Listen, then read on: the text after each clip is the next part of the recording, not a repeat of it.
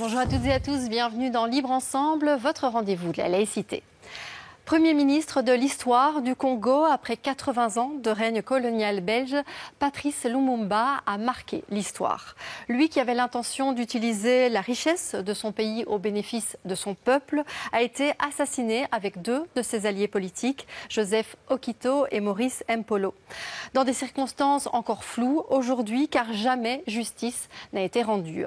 En 2022, ce qui reste de sa dépouille, une dent, a été remise au Congo. Ces commémorations, c'est le point de départ du documentaire Lumumba, le retour d'un héros, un film qui questionne l'héritage de Lumumba et qui questionne également l'enseignement de l'histoire coloniale. Alors pour en parler, on accueille trois invités. Alors déjà, bonjour à tous les trois. Tout d'abord, Sanchu Kiansumba, vous êtes membre du collectif Mémoire coloniale et lutte contre les discriminations, plus particulièrement actif dans l'équipe éducation et enseignement. Benoît Feit, vous êtes journaliste. Vous avez réalisé ce documentaire avec Quentin Noirfalise et Dieudo Amadi. Et enfin, Pierre Galland. Vous avez vécu de près, on peut dire, cette décolonisation du Congo, puisque vous étiez secrétaire général d'Oxfam à partir de 1968, puis président de la Coordination nationale d'action pour la paix et le développement, c'est comme ça que ça s'appelait à l'époque, et vous êtes aujourd'hui président de l'ASBL LAC, Laïcité et Humanisme en Afrique centrale. Alors, je vous propose de regarder directement la bande-annonce de ce documentaire pour qu'on se plonge directement dans l'histoire. Et ici, j'ai le reste d'une personne historique très importante. Le voilà. C'est tombé ou vous l'avez arraché? Wij zijn chirurgen, we kenden dat allemaal niet. Dus die lichaam moest handelbare stukken gezaagd worden en dan in dat vat van 200 liter. Personne, ni belge ni congolais, n'a été interpellé ni jugé. Il n'y a aucun assassin. Le retour de Lumumba, c'est le Congo qui rentre au Congo.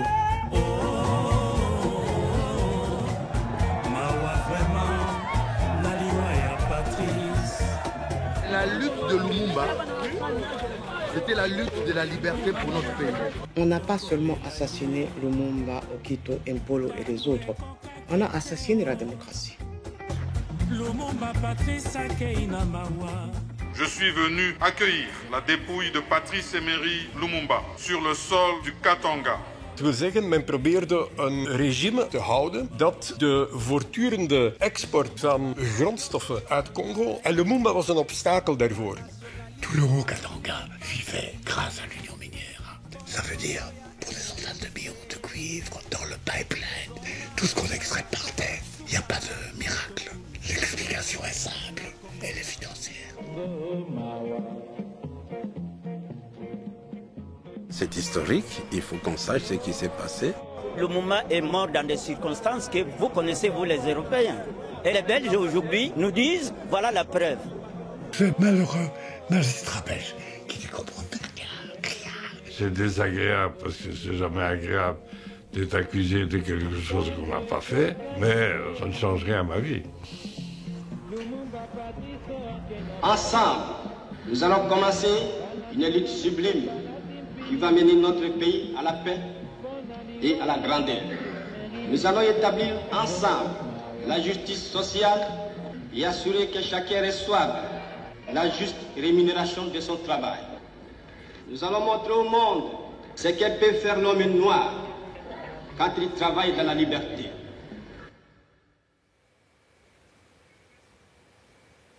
Alors Benoît Feit, on va revenir sur plusieurs choses qui sont dites dans cette bande-annonce, mais j'ai envie de vous poser d'abord une première question, c'est comment est née l'idée de ce documentaire? Pourquoi finalement ce film aujourd'hui sur Lumumba? Tout d'abord parce que c'était un sujet pertinent selon nous à aborder, et puis parce qu'on a reçu cette proposition de la famille Lumumba de documenter finalement, d'être là dans des moments privilégiés dans toutes les cérémonies de restitution de la dépouille, donc de la dent de Patrice Lumumba à sa famille, organisée au départ au Palais d'Egmont, ici à Bruxelles, et puis l'idée était de rapatrier cette dent à travers le Congo pour faire un peu le tour du pays à différentes étapes. Kisangani qui était son bastion politique, Lubumbashi et Chilatembo pas loin où il a été assassiné, et évidemment Kinshasa où il a mené sa carrière politique. C'était une opportunité en or de pouvoir faire partie de ce voyage. On était d'ailleurs la seule équipe de télévision occidentale à être invitée à bord. Et donc, à partir de cette proposition, on s'est dit, c'est l'occasion aussi de poser des questions importantes, et notamment, quel est aujourd'hui l'héritage politique de Lumumba en Belgique, et au Congo. Et c'est ce qu'on a essayé d'expliquer, d'explorer à travers ce documentaire. Est-ce que, on voit dans le film que, par exemple, dans son bastion, vraiment, sa ville, il y a une effervescence, on se réjouit de récupérer cette dépouille et cette dent, plutôt. Et comment ça s'est passé, vraiment, ces commémorations sur place? Est-ce qu'il y avait un engouement populaire? Alors, j'ai oublié de signaler qu'il y a aussi une étape très importante, c'est d'ailleurs la première étape au Congo, c'était de passer par le village natal de Patrice Lumumba, dans la région du Sankuru, qui est une région complètement enclavée aujourd'hui au centre du pays. Et là, dans son village, Naloua, effectivement, il y avait une vraie effervescence. Les gens étaient rassemblés, on voyait vraiment qu'il y avait de l'émotion, qu'il y avait de l'engouement, qu'il y avait une volonté d'assister à un moment historique. Ça s'explique notamment par le fait que le Sankuru est tellement enclavé aussi qu'il ne s'y passe pas grand-chose. Donc voilà, c'était sans doute lié à la figure de Lumumba, mais aussi lié à l'ampleur de l'événement, parce qu'il faut rappeler que toute une série il y avait la famille Lumumba qui était là, des représentants du gouvernement, donc voilà, c'était quand même un gros événement. Là, il y avait de l'engouement, je dirais, spontané et réel. Ailleurs, à Kisangani, qui est son bastion politique, à Chilatembo, Lubumbashi, au Katanga, et à Kinshasa, c'était nettement moins clair. Il y avait du monde, mais la plupart des gens qui se rassemblaient étaient là avec des drapeaux qui représentaient des drapeaux de différents partis politiques. Et on sait bien qu'au Congo, quand les gens se rassemblent dans des événements avec des drapeaux politiques, c'est parce qu'ils sont payés pour le faire. Et d'ailleurs, très rapidement, après une petite demi-heure, une heure, on voyait que cette foule rassemblée au moment de l'arrivée de la dépouille se dispersait et qu'il restait finalement pas grand-chose. Mais ça nous a éclairé sur une des réalité de ces cérémonies de rapatriement, c'est qu'en fait, ça a fait l'objet d'une récupération politique au Congo, cette restitution de la dépouille. Et ça, c'est intéressant aussi à documenter d'un point de vue journalistique. Ouais. On va en parler, hein, mais du coup, je me tourne vers vous, Senchou. Lumumba, Patrice Lumumba, cette figure, est-ce qu'elle représente encore quelque chose aujourd'hui pour, par exemple, la jeunesse congolaise, pour la diaspora congolaise aussi ici en Belgique? Je pense effectivement que sa figure représente énormément pour la jeunesse aujourd'hui. Il faut dire une chose, c'est que à la mort de Lumumba, enfin dans le documentaire, on le dit, hein, on n'a pas assassiné qu'un homme, on a assassiné l'indépendance du Congo. Et on a aussi assassiné une mémoire aussi. En fait. Après son assassinat, en fait, il est complètement effacé de toute commémoration, des livres d'histoire quasiment. Donc tant au Congo qu'ici d'ailleurs. Et donc pendant pendant beaucoup d'années, en fait, on n'a pas parlé de Lumumba. Donc il était diabolisé. Nous, quand on a commencé notre militantisme et notre collectif ici en Belgique, avec la figure de Lumumba comme étant une figure représentative, ou en tout cas symbole de notre mouvement, les gens nous regardaient de travers. Il y avait encore cette diabolisation de Lumumba qui était encore très forte présente en Belgique aussi, qui était perçue comme étant celui qui n'aimait pas les Belges. Et donc, depuis une dizaine d'années, on constate qu'il y a une récupération de la part de la jeunesse, ici en diaspora, de la figure de Lumumba, et une réappropriation de son idéologie politique. Parce que Lumumba, c'est pas qu'une personne, c'est pas qu'un homme politique, mais c'est des idées politiques, une idéologie qui est très marquée, qui est nationaliste, et qui aujourd'hui, en fait, parle encore aux nouvelles générations. Donc on remarque effectivement qu'il y a une récupération et un engouement sur cette personne-là, parce que les jeunes le découvrent eux-mêmes. On en parlera, mais l'enseignement n'est pas encore très fort sur cette question-là, et encore moins sur la personne de Lumumba. Ouais. Mais la jeunesse, en tout cas, se la réapproprie et la découvre à travers des documentaires, des livres, des films, etc. et des activités. Mais alors, Pierre Galland, c'est vrai qu'on vient de dire, Patrice Lumumba, c'était vraiment une vraie idéologie. Et alors, peut-être pour les personnes qui ne connaissent moins cette thématique, en quoi finalement la vision de la décolonisation de Lumumba était-elle différente de celle qui a eu lieu sous Mobutu? Mais Mobutu vient simplement parce qu'on a décidé de supprimer Lumumba et de mettre à la place quelqu'un qui est au service des intérêts occidentaux. Donc, il va assurer ça durant 40 ans. Donc, ce que je voudrais dire, c'est que Lumumba, c'est pas seulement une personne. Lumumba, c'est tout un courant d'émancipation qui est porté par un peuple, le peuple congolais, et qui va s'exprimer avec Lumumba. Mais des militants de la cause de l'indépendance, on en retrouve dès après la Première Guerre mondiale, il ne faut pas oublier cela, que dans le tissu social congolais, la volonté d'émancipation, elle était très claire, même vis-à-vis de l'Église catholique, puisqu'ils avaient inventé une religion avec Kibangu, le kibanguisme, qui était une religion d'émancipation. Et donc, tout ce qui est en train de se générer, un jour, il y a un professeur qui est le professeur Van Bilzen, professeur Hagan, et qui écrit dans la Libre Belgique, en 1950, il est urgent de pouvoir former les cadres pour l'indépendance. Le lendemain, il est traité d'incivique par la presse belge et par les milieux bourgeois de Belgique. Et donc, il y a eu un aveuglement complet de la Belgique par rapport à un processus d'émancipation qui commence à Bandung avec l'ensemble des peuples africains et asiatiques et qui va être relayé au Congo par Lumumba et son parti et ceux qui l'entourent. Et il va simplement, à ce moment-là aussi, avoir un mur qui va s'ériger pour empêcher cette émancipation, pour l'écraser. Et l'assassinat de Lumumba, c'est l'écrasement du projet d'indépendance du Congo. Et ce projet d'indépendance du Congo, il n'est pas encore terminé aujourd'hui. Parce que, encore aujourd'hui, désolé, on a mis en place des processus d'exploitation. On utilise un petit pays voisin pour occuper une partie du Congo, le piller de ses ressources, pendant que nous puissions continuer aussi notre part du pillage du Congo. Et donc, c'est un peuple qui est aujourd'hui emprisonné dans un système dont il est extrêmement difficile à pouvoir s'émanciper. Et je crois que toute coopération devrait servir à permettre cette émancipation. Ce n'est pas toujours le cas. Ouais. Alors, on le voit, c'est vrai que dans l'extrait, on voyait qu'effectivement, tous les intérêts économiques sont encore bien présents. Et, c'est ça qui fait qu'on peut expliquer la mort de Lumumba et ils sont encore bien présents aujourd'hui. Alors, vous parlez, Benoît Feith, de récupération politique de ces commémorations. Comment ça s'est passé, ces récupérations politiques ? Oui, ça s'est passé tout simplement parce que l'État congolais, le gouvernement congolais, l'État congolais a délégué à chaque étape des représentants. À certains endroits, c'était le président du Sénat, à d'autres endroits, c'était le président de l'Assemblée nationale, à d'autres endroits, c'était le Premier ministre. Évidemment, à Kinshasa, c'était le président en personne qui était là pour présider. Mais peut-être pour répondre à la question que vous m'avez posée précédemment, est-ce qu'il y avait réellement un engouement, est-ce qu'il y a réellement un engouement au Congo ? Je rejoindrai ce que Sam disait. Il y a effectivement, symboliquement, Lumumba a une place extrêmement importante au Congo aujourd'hui. Mais le Congo est malheureusement dans l'état que Pierre Galland vient de décrire, et ce qui fait que les priorités de la population congolaise aujourd'hui, ce n'est pas tellement de rapatrier la dépouille de Patrice Lumumba, mais c'est de s'assurer que les frontières du pays soient protégées, que le pillage s'arrête, que la corruption s'arrête, qu'une certaine forme de démocratie s'installe. C'est ça la priorité du peuple congolais. Donc, on peut bien comprendre qu'il y a eu un engouement par endroits autour de cette restitution, mais ce n'est pas la priorité. Donc ça, je pense que c'était important de le dire. Ce qui est aussi important à dire, et je pense que Sam l'a très bien nommé, c'est qu'en fait, la figure de Lumumba, elle est surtout importante pour qui ? Pour nous, ici en Belgique, pour nous, notre société belge, dans laquelle on a des Belges de souche, comme on dit maladroitement, et des Belges qui viennent d'autres pays, notamment du Congo. Et donc, cette histoire qui est commune, on ne l'a pas racontée. Donc, c'est pour ça que c'est extrêmement important pour notre société d'aborder ce thème-là aujourd'hui. Oui, c'est ça. On en vient, donc effectivement. Est-ce que ce type de documentaire, ça permet de faire connaître cette histoire coloniale, Sanchu Kenzumba, qui est encore vraiment trop méconnue? Quand vous rencontrez, vous, des jeunes dans des écoles, par exemple, est-ce que vous voyez que... qu'est-ce qu'ils connaissent de cette histoire? Mais il faut le dire, la Belgique, on le dit souvent comme ça, nous, dans notre collectif, à l'indépendance du Congo, la Belgique, en tout cas ici en Belgique, on a mis l'histoire coloniale sous un tapis.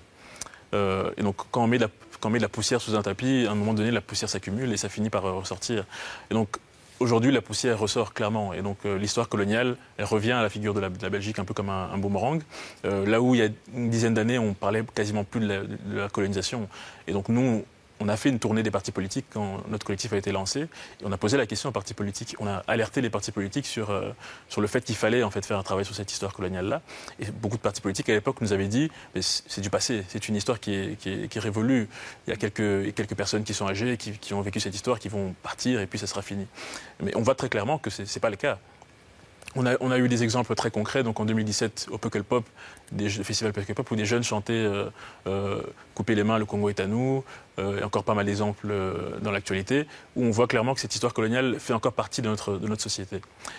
Très clairement parce que cette histoire coloniale-là, donc la propagande coloniale en particulier, a créé en fait des phénomènes de racisme, a créé le racisme, s'est alimenté du racisme pour faire fonctionner le système colonial, mais on a aussi créé un autre.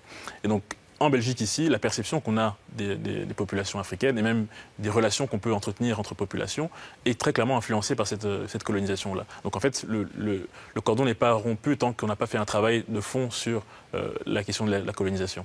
Et donc, les élèves, les Belges en général, n'ont pas connaissance de cette histoire-là parce qu'elle n'a pas été enseignée.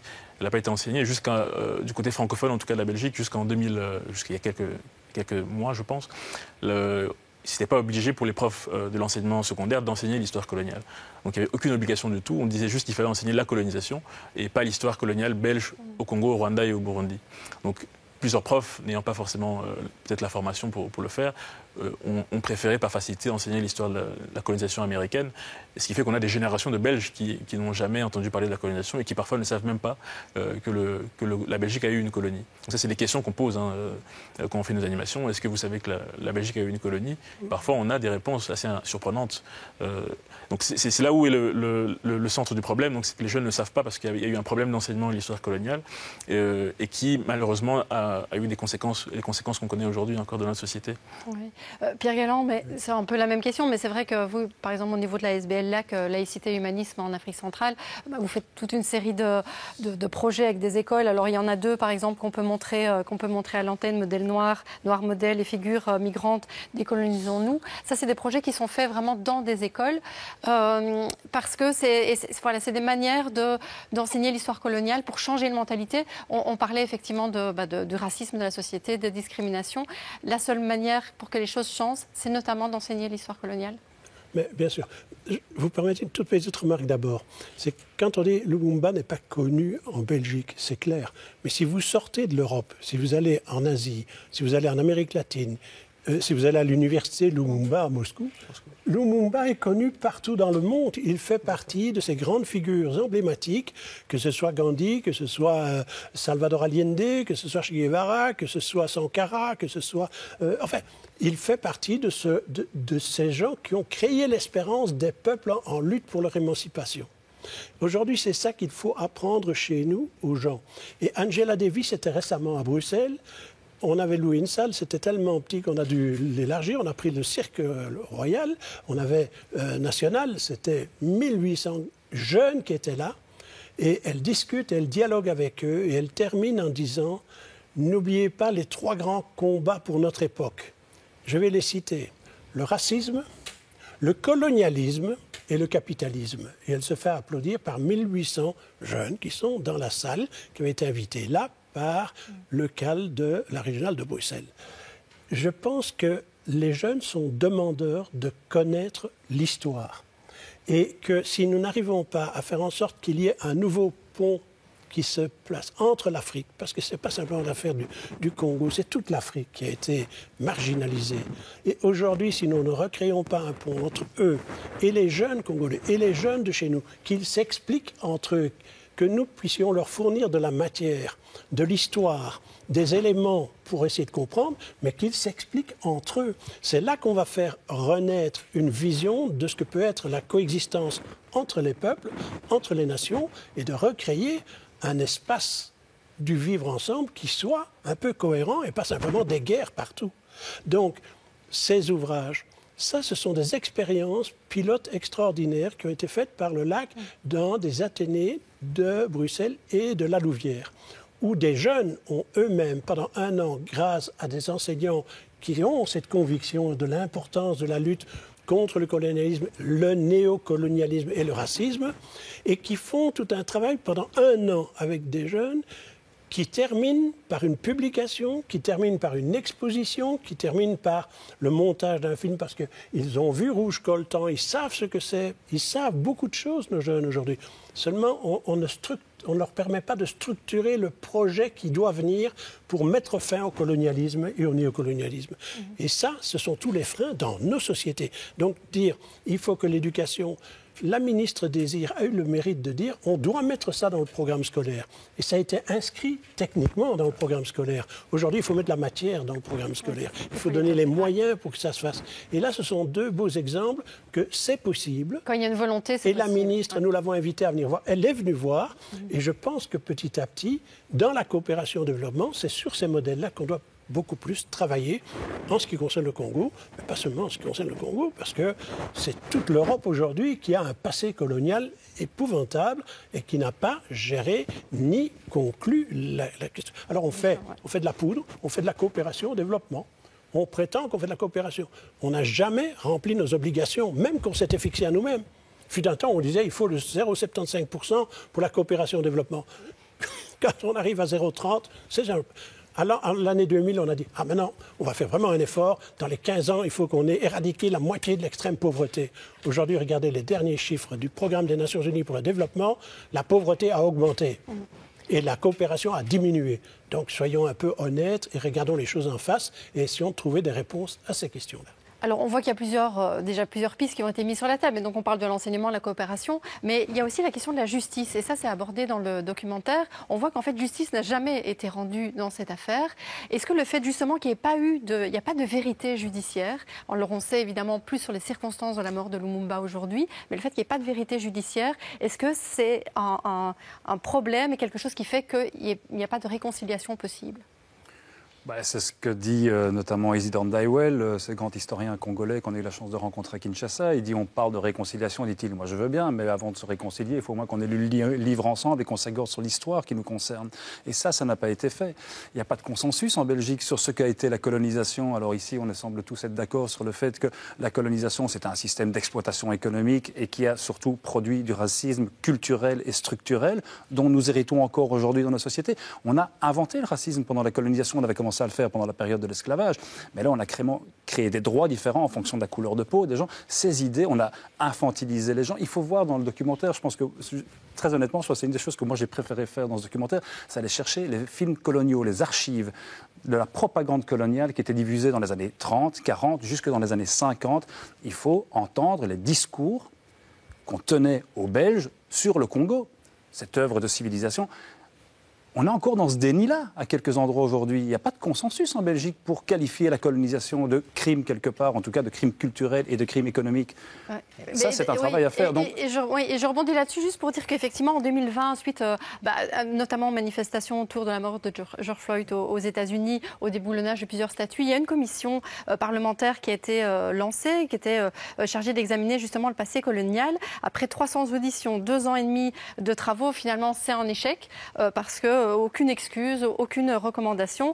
Les libéraux, pas de consensus. Voilà, pas de consensus. Alors, je vais vous faire réagir, mais on a interviewé un des membres de cette commission, c'est le député PS Jean-Marc Delisée, qui, évidemment, lui, souhaitait qu'il y ait ces excuses. Il nous explique un petit peu le déroulé de cette commission. Ce qui est positif, c'est que pendant 2 ans et demi, le passé colonial a été à l'agenda politique et des médias. Ça a été diffusé, il y a des articles de presse. On en a parlé, donc il y a vraiment une vérité qui a été révélée et la parole qui a été libérée. Donc ça, je pense que ça va rester. Il y a l'enjeu maintenant de bien diffuser toute cette information et de se dire que le travail n'est pas terminé, il reste des zones d'ombre, tout n'a pas été étudié dans le détail, mais je pense qu'il y a un processus qui ne s'arrêtera pas. Malheureusement, et là je vous rejoins totalement, c'est que la commission spéciale n'a pas abouti à des recommandations sur les choses principales. Il y en a 3, à mon avis. La première, c'est la condamnation du système colonial en tant que tel. Il n'y a pas les bienfaits du colonialisme qui apportent la civilisation à la place des ténèbres. On ne peut pas mettre sur le même pied des crimes qui ont été commis, des souffrances, et le fait qu'on ait une école, une antenne sanitaire. Combien de viols pour 1 kilomètre de route? Combien de coups de chicotte pour 20 heures de mathématiques?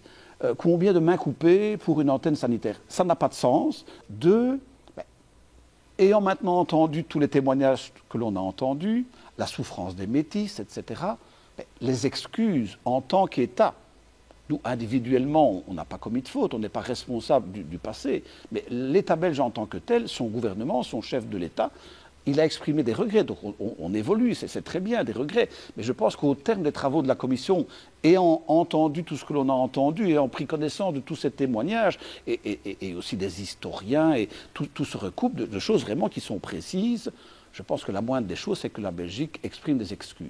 Je crois que Willy Brandt s'est excusé au ghetto de Varsovie, Jacques Chirac l'a fait pour la rafle des Juifs. Je pense que quand un État en tant que tel commet de tels crimes, les générations suivantes se grandissent au nom de l'État de présenter des excuses. Et partant de là, on peut construire. S'il n'y a pas les excuses, on ne sait pas reconstruire quelque chose. Et troisième chose, il faut essayer de réparer. Santchouki Nsumba, pourquoi, pour vous, avoir des excuses de l'État belge, ce serait essentiel, important? Alors, je vais revenir très rapidement sur ce que j'ai entendu tout à l'heure. Il y a un consensus historique sur la colonisation. Donc, tous les historiens s'accordent pour dire ce qui s'y est passé, les crimes qui ont été commis et le modèle raciste sur lequel se basait, économique sur lequel se basait le système colonial. Le problème, c'est un problème de consensus politique. La question est tellement politisée aujourd'hui en fait, que c'est des postures idéologiques qui empêchent qu'on arrive à des excuses sur la colonisation. Alors c'est important d'avoir des excuses, on l'a dit. Pour nous, la colonisation est un crime contre l'humanité. On peut y trouver aucun point positif, aucun aspect positif dans ce système-là. Et donc de ce fait, on a commis des crimes, on a assassiné un Premier ministre. Je pense qu'on ne se rend pas assez compte de l'ampleur de ce que c'est. Et on voit dans les images ici qu'il y a quand même une personne qui passe à la télé pour montrer la dent d'un Premier ministre élu démocratiquement à la télé. Donc on est quand même dans un degré de gravité qu'on n'accepterait pour aucun autre homme d'État et femme d'État dans notre monde. Donc en fait, à partir du moment où on a franchi ces étapes-là de cruauté, donc dès le départ du système colonial... Juste 2 secondes, parce qu'effectivement, on n'est pas revenu dessus, mais les circonstances de la mort et de l'assassinat sont particulièrement horribles. Et on y revient dans le documentaire, mais voilà, ils ont été plongés aussi dans l'acide, etc. C'est assez horrible. Voilà. Donc on a quand même un degré de gravité très très fort. Donc on part des mains coupées depuis Léopold II et dans toute l'histoire coloniale qui a été que violence, en fait, finalement. Et donc, de ce fait-là, en fait, on devrait au minimum avoir des excuses. Donc les excuses, c'est le minimum, en fait. Et ce qui est drôle, c'est qu'au même moment où notre commission nous rendait, finalement rendait un résultat nul à sa conclusion, au même moment, les Pays-Bas, eux, s'excusaient pour leur histoire de l'esclavage. Donc c'est intéressant quand même de voir pourquoi est-ce que de l'autre côté de la frontière, qui n'est pas vraiment très loin de chez nous, on arrive à faire ce travail-là d'excuses et qu'ici, en fait, rien que dire on s'excuse pour ce qu'on a fait, ça paraît si compliqué. Donc pour nous, les excuses, c'est le minimum. C'est ce qu'il faut pour commencer à entamer un travail supplémentaire. C'est pas la fin des choses, c'est le début d'un travail de reconstruction des relations humaines, la cohésion sociale entre populations dans la société. C'est pas la fin, mais voilà, il est faux pour le début, c'est une base pour entamer un travail de reconstruction.